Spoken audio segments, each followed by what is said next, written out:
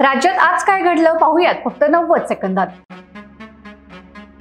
पहिल्या टप्प्यात नगरपंचायत नगरपालिकांच्या निवडणुका होणार। पहिल्या टप्प्यातील निवडणुकांसाठी आजपासून आचारसंहिता लागू। राज्य निवडणूक आयुक्तांची माहिती। 246 नगर परिषदा आणि 42 नगरपंचायतींच्या निवडणुका जाहीर। 2 डिसेंबरला मतदान तर 3 डिसेंबरला लागणार निकाल।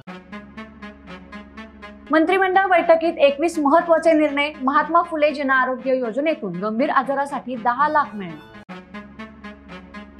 हिजाब घातल्यावर देखील दुरुपयोग होतो तेव्हा मारण्याची भाषा करत नाहीत। मंत्री नितेश राणेंचा राज ठाकरेंना अप्रत्यक्ष टोला।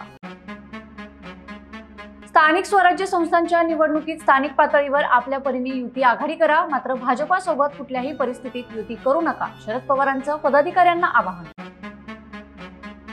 अशा औलादी आमच्या मराठी माणसांच्या नाहीत, मराठी माझी आई मेली तरी चालेल म्हणणाऱ्या प्रकाश सुर्वेंवर अविनाश जाधव भडकले।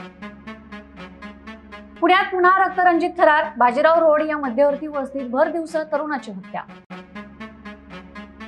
राज्याचा मंत्री धार्मिक जातीय तेढ वाढवणारे वक्तव्य करत असेल तर ते हिताचं नाही, शरद पवारांची आशिष शेलारवर टीका।